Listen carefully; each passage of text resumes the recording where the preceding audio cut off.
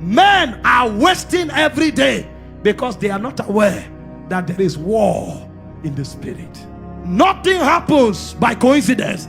Everything happening is a program written by spirits. The devil cometh not but for to kill, to steal, and to destroy. Let me show you 4 ways the devil attacks men. Number 1 is by ignorance. I'm taking you on a journey tonight. In 2 Corinthians chapter 4 verse 3, Paul said, if our gospel be hid, it is hid to them that are lost, whom the God of this world. Imagine that this whole world, there is a demonic prince who is addressed as the God. You go to Facebook, you say it's a social platform. I am making friends, I'm becoming popular, and you don't know where pressure come on your soul that you too will dress naked so that you will have likes. You think it's about likes. You don't know where all of a sudden you become malicious because you want to make dollars from YouTube, and you can destroy the destiny of somebody to make money. All of those things were not there. You don't know when you come under pressure because you were on Instagram and you saw your friend bought a car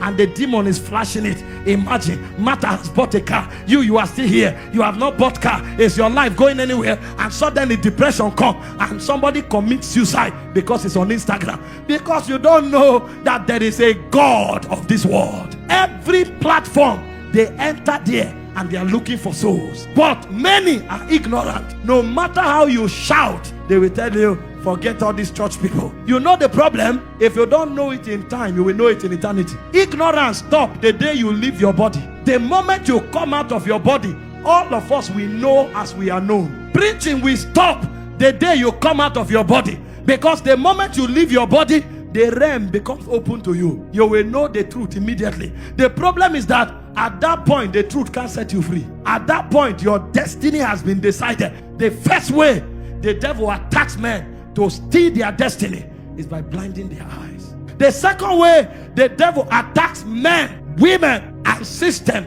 is through sicknesses and affliction. I wish I had time to open Ephesians 6 from verse 10 to verse 18. Paul said, having done all to stand, he says, stand therefore. He said, for we wrestle not against flesh and blood, but against principalities and power, against the rulers of the darkness of this world, and against spiritual wickedness in heavenly places. When the devil wants to take over somebody's life, or the influence over a system or a nation, there is an organized protocol. Principalities come first. The job of principalities is to identify the graces that are present and to steal them through deception. So when a principality comes here, for example, he will look for those who are prophetic. He knows that those who are prophetic, they are sensitive, more sensitive than others. And so what he will do is that he will advertise lust to them. If a naked is passing here, it's a prophetic brother that will notice her first, because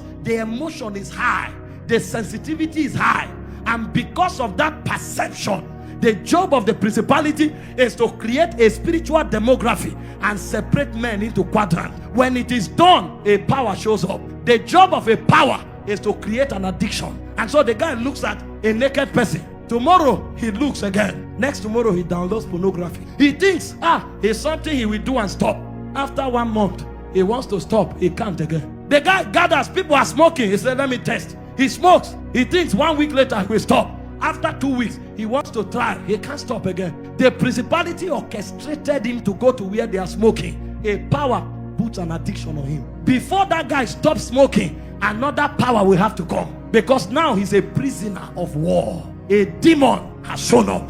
And then when a principality is done, then the rulers of the darkness come. The word rulers of darkness is Cosmos Kratos. They are magistrates. Their duty is to make addictions become culture. And so what you are doing and your thought is an addiction. A point will come, it will transfer to your bloodline. You will give birth to your child. You thought you were cheating on your wife and you were being smart. Your child too will begin to do it. Your great-grandchild will begin to do it. And you are wondering, how did this thing transfer? When you were doing it, your DNA was being altered. That's a ruler working. He turns it to a culture. And then you come to one family, they are womanizers. Come to another family, they are criminals. Come to another family, the devil is taking over a territory. And then when they are done, then spiritual wickedness comes.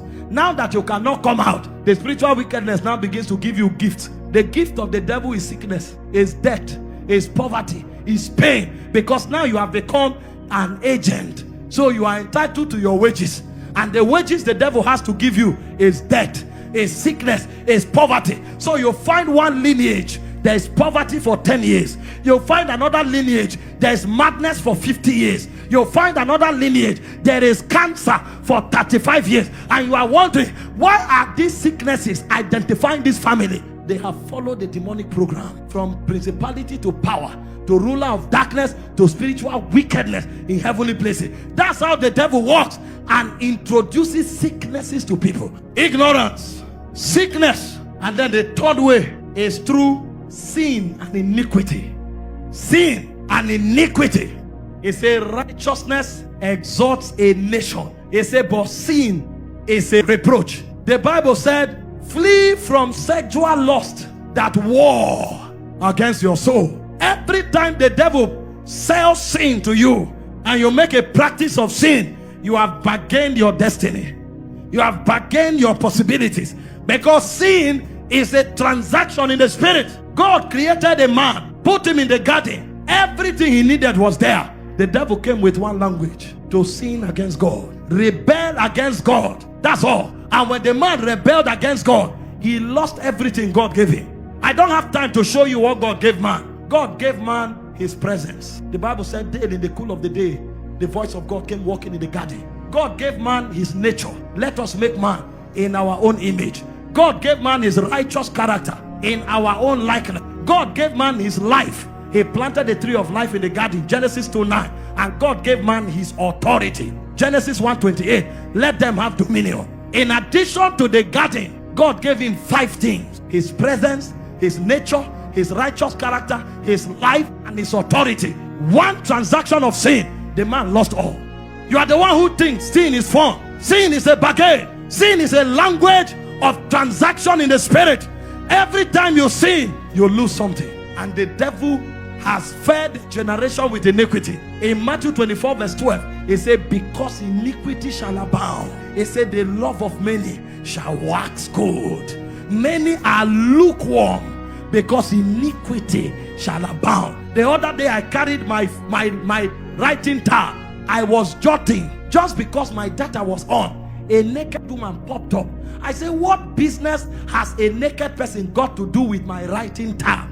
The writing tablet, the writing pad is not even supposed to be a video material. How did this picture come here? Because the devil is forcing sin down the throat of a generation. But a generation must rise that says no to iniquity. He said, come out from among them. Touch not the unclean thing. They that bear the vessels of God, they must be holy. He said, in a great house there are many vessels, some of gold, some of silver, some of wood, some of hay. He said, if a man purges himself, he said, then that man, not everybody, that man will qualify for the master's use. The devil knows what to do. He will sell sin to a generation, and we bargain it, receive it, and practice it. And so you find a man who is supposed to be a ruler is a beggar.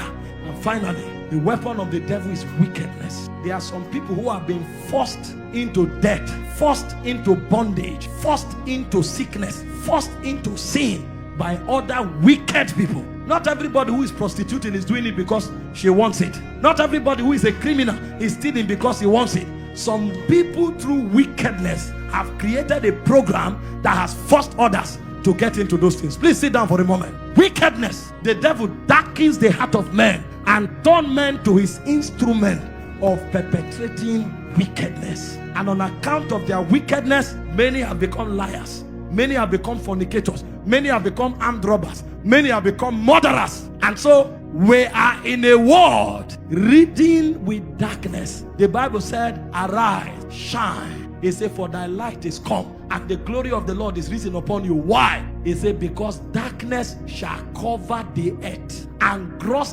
darkness the people. So the people of the earth and earth itself is in darkness.